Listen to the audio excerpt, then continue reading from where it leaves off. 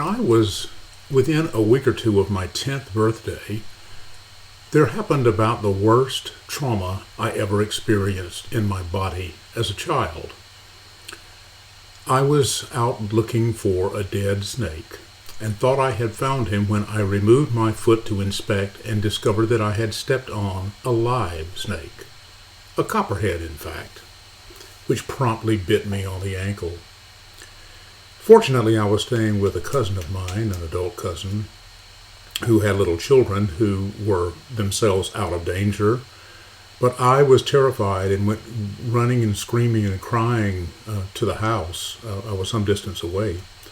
And she, with a presence of mind, put on my leg a tourniquet out of a handkerchief that she was ironing as it happened. And within a few minutes, probably no more than 10, 12 minutes, I was in the hospital emergency room being treated for the snake bite. I cannot begin to tell you what that did to my psyche. I had no idea at the time that I would be living with the memory of that for a long, long time. I was so petrified of snakes from that moment on that not only did I not go looking for them, I avoided them at all cost. I avoided reading the S volume of the encyclopedia because it had pictures of snakes in there, and I was afraid that I would inadvertently turn the page and find them and have to look again at what had caused that trauma. You know, it wasn't until I was grown, married, and with kids that I actually did something that began to reverse that fear, though it certainly was not immediate. Their mother and I took our two little daughters and some neighborhood kids to a petting zoo. And there was, in the petting zoo, a boa. And my young daughter had the boa wrapped around her waist. And of course I had enough sense to know not to frighten the child any more than necessary. But because she was courageous enough to put the boa around her waist, I was tentatively courageous enough to put my hand on the boa and actually stroke the boa. And I remember thinking, oh, this really isn't too frightening.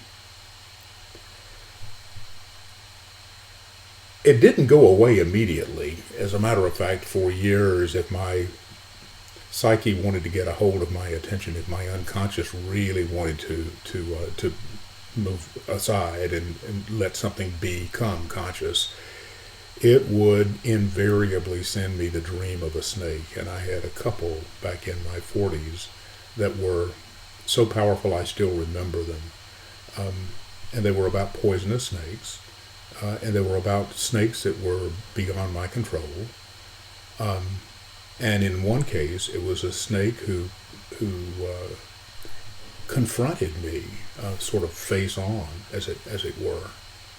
And some work I was doing at the time in Jungian psychology led me to have a dialogue with that snake, and I discovered what the snake had come to mean. It was something I was indeed afraid of. It was my sexuality.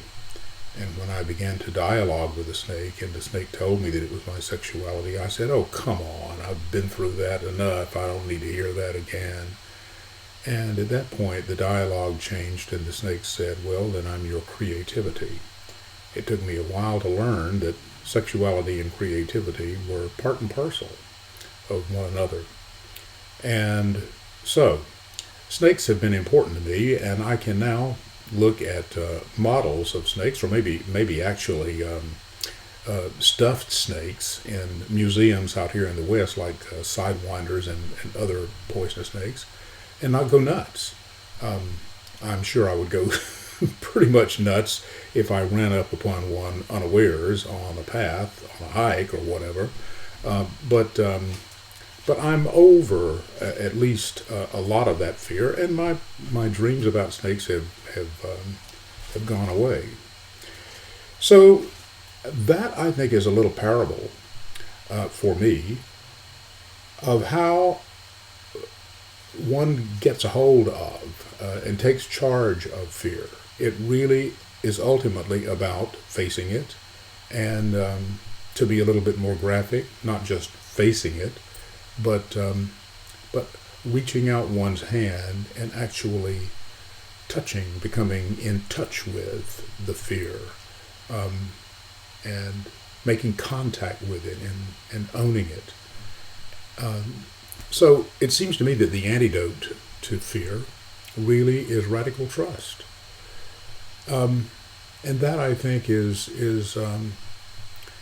what I would suggest to you, that that if you are afflicted, as most of us guys are, with some kinds of fears, perhaps like mine of snakes, old fears that have been with you for a long, long time, sometime it is the hour of ripening to get a hold of the voice in you that says, no, I'm not going to give in to that. I'm not going to be afraid. But instead of the bravado that we are taught to cultivate as little boys, don't be afraid. Don't be a scaredy cat. Don't be a fraidy cat. I don't know why cats get such a bad name, by the way, in that regard. Don't show fear. Don't show anxiety. Don't show timidity. Be brave. Be courageous. Be strong. Be tough. All of those kinds of things, they don't really help. What they do, I think, is just drive our fears down deeper, and the fears, like my encounter with a snake, just go down into the unconscious, into the basement, and they come back to haunt us. So the way you get out of that is to trust, to believe that you can own your fear, and you can walk into it, you can face it, and you can work it through. You can take hold of it and get beyond it, not by denying it, nor yet really by embracing it, but just being in touch with it. And sometimes when I am faced with a scary situation, and I have been through scary situations, had nothing to do with snakes. The only way I've gotten through is to take a deep breath and to believe that there was some kind of power, some kind of protection that surrounded me and was within me that would get me through. And I don't think that I can prescribe the same thing for you. I don't think I would begin to say that what works for me will work for you. But I think in general, that's the way we get a hold of fear.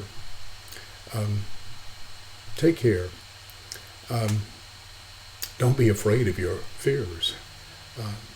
Reach out and brave them, and trust that there's something greater than the fear that surrounds you, cares about you, and loves you, even in this cruel society and in this increasingly fragile climate of ours. And you'll get through. Take care. I'll talk to you next month.